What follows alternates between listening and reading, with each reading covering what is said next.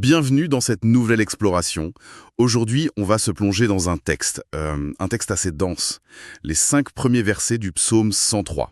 Oui, dans la traduction de Louis II, qui est un classique. Exactement. C'est un texte très ancien, attribué au roi David, et ce qui est fascinant, je trouve, c'est qu'il construit une sorte d'échelle, une ascension. J'aime beaucoup cette image de l'échelle, c'est tout à fait ça. Ça part d'un dialogue avec soi-même, et ça arrive à une promesse de renouveau presque cosmique. L'idée, c'est de grimper cette échelle ensemble, verset par verset. Et de voir où elle nous mène, voilà. La grande question, c'est qu'est-ce que ce chemin, tracé il y a des millénaires, peut encore nous dire aujourd'hui sur la gratitude, le pardon, sur le sens, tout simplement. Et ce qui me frappe d'emblée, pour rebondir sur votre image de l'échelle, c'est le point de départ. Ah oui, Avant même d'énumérer quoi que ce soit, l'auteur, il s'arrête et il se parle à lui-même. C'est un dialogue intérieur, presque un ordre qu'il se donne. c'est vrai, on n'est pas dans la prière de demande classique. Pas du tout. On n'est pas dans le « s'il vous plaît, donnez-moi ça ». C'est un acte de préparation. C'est comme s'il se disait « Ok, avant de regarder le monde, ajuste tes lunettes. Prépare-toi à voir ce qui est bon ». C'est une mise en condition, en fait. C'est ça. Et cette posture initiale, elle donne une force incroyable à tout ce qui suit. Alors, allons-y, commençons par le tout début, les 2 premiers barreaux de l'échelle. Je cite « Mon âme bénit l'Éternel. Que tout ce qui est en moi bénisse son saint nom. Mon âme bénit l'Éternel et n'oublie aucun de ses bienfaits. » Cette répétition, Oui, mon âme bénit l'Éternel, ça sonne comme un mantra, une auto-instruction, mais l'expression qui m'interpelle, c'est « que tout ce qui est en moi ». C'est d'une ambition folle. Concrètement, ça veut dire quoi? Tout ce qui est en moi, mes pensées, mes doutes, mes colères, tout, sans exception. c'est une excellente question, parce que c'est vraiment le cœur du sujet. D'abord, peut-être clarifions ce que veut dire « bénir l'Éternel ». Oui, bonne idée. Pour nous, humains, ça ne veut pas dire qu'on apporte quelque chose à une entité divine qui, par définition, n'a besoin de rien. Bénir ici, c'est plutôt un acte de reconnaissance. Comme admirer une œuvre d'art? C'est exactement ça. C'est se tenir devant un tableau magnifique et dire « c'est beau ». On ne rajoute rien à l'œuvre, on verbalise sa valeur. C'est un acte de témoignage, quoi. D'accord, je vois, un acte de témoignage. Voilà. Et ça nous ramène à votre question sur tout ce qui est en moi. C'est un appel à l'intégrité, à l'unification. L'auteur ne dit pas que mes pensées polies bénissent, ou juste mes émotions positives. Non, il dit tout. Il dit tout. Ça inclut l'intellect, bien sûr, mais aussi le corps, la mémoire, les émotions, même les plus sombres. L'idée, c'est que cet acte ne doit pas être une façade, une simple formalité. Pas juste du bout des lèvres. Exactement. Ça doit engager la personne dans sa totalité. C'est un appel à ne pas être fragmenté. Et juste après, il y a cette injonction. Et n'oublie aucun de ses bienfaits. Le ton change là, ça devient presque un avertissement. Oui, et c'est le pivot. Parce que la gratitude ici, elle n'est pas présentée comme une émotion spontanée, un peu volatile, qui nous tombe dessus quand tout va bien. C'est autre chose. C'est une discipline de la mémoire. C'est un effort conscient, délibéré, pour se remémorer activement les bienfaits. Une discipline de la mémoire. J'aime beaucoup cette idée. Mais ça sonne aussi un peu épuisant. On dirait qu'on doit lutter contre notre propre cerveau. Comment ça lutte? Notre cerveau est souvent programmé pour repérer le danger, le négatif, le fameux biais de négativité. C'est un vrai travail en fait, de ne rien oublier. Vous mettez le doigt sur quelque chose d'essentiel. C'est précisément parce que c'est un travail que le texte leur donne. Ce n'est pas naturel. Notre état par défaut, c'est l'oubli. C'est l'oubli du positif et la rumination du négatif, souvent. Donc cet appel à ne rien oublier, c'est un acte de résistance, une sorte de contre-programmation de notre propre esprit. C'est se dire je refuse de ne voir que ce qui manque. Mais je vais activement, délibérément faire l'inventaire de ce qui est bon, de ce qui a été reçu. Et c'est la fondation sur laquelle tout le reste va être construit. D'accord, je vois. Et logiquement, si la première étape c'est de se souvenir, le texte devrait ensuite lister ce qu'il ne faut pas oublier. Et c'est ce qu'il fait. Et ça commence très fort, au verset 3. C'est lui qui pardonne toutes tes iniquités, qui guérit toutes tes maladies. Alors là, mon esprit du 21e siècle, il sépare tout de suite les deux. Ah oui, Le pardon, c'est spirituel, psychologique. La guérison, c'est médical, physique.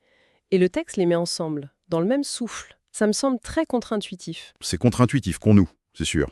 Parce qu'on vit dans une culture, post-cartésienne, qui a vraiment scindé le corps et l'esprit. D'accord. Mais pour la pensée hébraïque ancienne, cette séparation n'existait pas de la même manière. L'être humain était une unité, un tout indivisible. Une iniquité, une faute morale, une rupture d'harmonie, ce n'était pas juste un problème abstrait. Ça avait des conséquences concrètes. Oui, c'était un désordre profond qui pouvait se manifester physiquement, sous la forme d'une maladie. Donc pour eux, un sentiment de culpabilité intense, par exemple, pouvait littéralement rendre malade. Absolument. La maladie pouvait être vue comme le symptôme visible d'un mal-être invisible. Du coup, la guérison véritable ne pouvait pas être que physique. Il fallait s'occuper de la racine. Voilà. Il fallait aussi s'occuper de la racine spirituelle ou morale. C'est pour ça qu'ils sont liés. Et remarquez l'ampleur. Toutes tes iniquités, toutes tes maladies. Oui, le mot « tout » est énorme. Il ne s'agit pas d'une petite amélioration. On parle d'une restauration intégrale, holistique. Et la séquence est cruciale. Le pardon vient en premier. On traite la racine avant les branches. C'est ça. La réconciliation intérieure est la condition de la guérison extérieure. Cette idée de restauration totale, elle devient encore plus visuelle, presque cinématographique, au verset 4. C'est lui qui délivre ta vie de la fosse, qui te couronne de bonté et de miséricorde. Là, on change de décor. Carrément. L'image de la fosse est terrible. On pense à la tombe, au désespoir, à un trou dont on ne peut pas sortir. C'est exactement ça. Le mot hébreu, shahat, il évoque tout ça. La mort, bien sûr, mais aussi la dépression la plus noire, une situation de déchéance, une impasse totale. Donc être délivré de la fosse, c'est pas juste un coup de main. Ah non, c'est être arraché à une fin certaine. C'est un sauvetage inespéré, on passe de la quasi-mort à la vie. Et ce qui est incroyable, c'est ce qui se passe juste après. On n'est pas juste posé au bord du trou, en état de choc, non. On est couronné. L'image est royale. Oui, mais la couronne est étrange. Une couronne de bonté et de miséricorde. C'est une drôle de matière pour un objet de pouvoir, non? Ça ne brille pas comme l'or. C'est une observation magnifique. Le couronnement, c'est l'acte qui restaure la dignité. Pensez-y, vous étiez au fond du trou, sans valeur, oublié. Et non seulement on vous sort, mais on vous donne un signe d'honneur suprême. Votre valeur est affirmée, publiquement. Mais, comme vous le dites, la nature de cette dignité est révolutionnaire. La couronne n'est pas faite des matériaux du pouvoir humain. Elle est faite de hesed, qui est une bonté loyale, un amour indéfectible. Une fidélité. Oui, et de rahamim, qui vient de la racine du mot pour utérus. C'est une miséricorde, une compassion tendre, presque maternelle. Waouh! Donc la dignité qui est restaurée, elle n'est pas basée sur ce qu'on a fait, sur notre force ou nos mérites. Non? Elle est basée sur le fait d'être l'objet d'un amour loyal et d'une compassion. Le statut royal vient du fait d'être aimé. Précisément. C'est une dignité reçue, pas une dignité acquise. C'est une valeur qui vous est conférée par le regard aimant de l'autre et non par vos propres accomplissements. C'est un renversement complet de nos logiques habituelles. On passe de quasi-cadavre à roi, non pas par la force, mais par la grâce. C'est vertigineux. C'est le mot. De la fosse au trône. Qu'est-ce qui peut bien venir après ça, Sam? Le dernier verset qu'on aborde, le 5e, parle du temps, de la vieillesse. C'est lui qui rassasie de bien ta vieillesse, qui te fait rajeunir comme l'aigle. Une conclusion poétique immense. Deux choses me frappent. D'abord, cette promesse de rassasier de bien ta vieillesse, c'est à contre-courant de notre vision du vieillissement comme une perte. Et puis, cette comparaison avec l'aigle. Pourquoi l'aigle? C'est si spécifique. Démêlons ça. Rassasier de bien ta vieillesse, ça ne parle pas forcément, ou en tout cas pas seulement, de bien matériel. Le mot « bien » évoque ici une satisfaction profonde, un contentement. Une vie pleine. Oui, le sentiment d'une vie accomplie. C'est la promesse que la vie ne se vide pas de son sens avec les années, mais qu'elle peut au contraire atteindre une plénitude jusqu'au bout. C'est une vision incroyablement positive. Et l'aigle alors? Ah, l'aigle! C'est là que la poésie prend vraiment son envol, si j'ose dire. Joli. Il faut savoir que dans l'Antiquité, il existait une croyance populaire, une sorte de mythe, selon lequel l'aigle pouvait se régénérer. Ah bon? Oui, on racontait qu'en vieillissant, il pouvait voler très haut, près du soleil, pour brûler ses vieilles plumes, puis plonger dans l'eau pour en ressortir avec une vigueur renouvelée. C'est une image incroyable, donc on est dans la métaphore pure, pas dans la zoologie. Complètement. Le psalmiste ne donne pas un cours de biologie, il utilise cette image très puissante pour symboliser un renouveau, qui n'est pas physique, mais intérieur. Ce n'est pas un lifting, quoi. Non. La promesse, c'est de conserver une force, une vitalité spirituelle, une clarté de vision. L'aigle, c'est l'oiseau qui vole le plus haut, qui a la vue la plus perçante. L'image suggère une capacité à garder de la hauteur sur sa vie, même quand le corps vieillit. Une endurance spirituelle. Une vigueur intérieure qui ne s'use pas. C'est ça. Donc, si je comprends bien, il ne s'agit pas de rajeunir pour revivre le passé, mais de se renouveler pour continuer à vivre le présent, avec la sagesse de l'âge, mais la force de la jeunesse. C'est exactement ça. Une sorte de jeunesse perpétuelle de l'esprit. C'est le sommet de notre échelle. Alors si on prend un peu de recul, le chemin parcouru est saisissant. On a vraiment grimpé cette échelle. Tout a commencé par un ordre à soi-même. Souviens-toi. La discipline de la mémoire. Puis la liste, un pardon et une guérison totale, un sauvetage de la fosse qui débouche sur une dignité royale, et ça culmine sur une promesse de vitalité continue. Ce renouveau de l'aigle.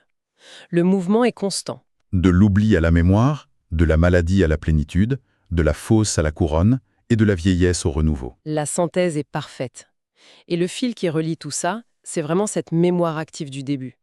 Le texte semble suggérer que c'est l'acte conscient de se souvenir des bienfaits qui déverrouille la perception de tout le reste. C'est une idée assez vertigineuse, ça. Ce n'est pas qu'on reçoit des choses et qu'ensuite on est reconnaissant. C'est peut-être qu'en choisissant la reconnaissance, en pratiquant cette mémoire du bien, on ouvre nos yeux à la réalité du pardon, de la guérison qui est déjà là. La gratitude ne serait pas la conséquence, mais la condition, la clé.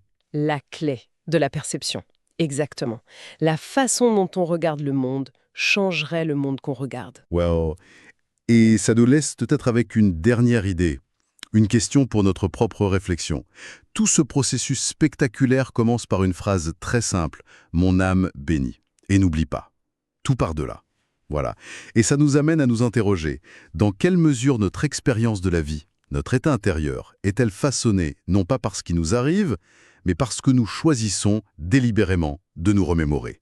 Et si la gratitude finalement était moins une émotion agréable qu'on attend passivement, qu'un muscle exigeant qu'on doit entraîner chaque jour, une véritable discipline de notre mémoire.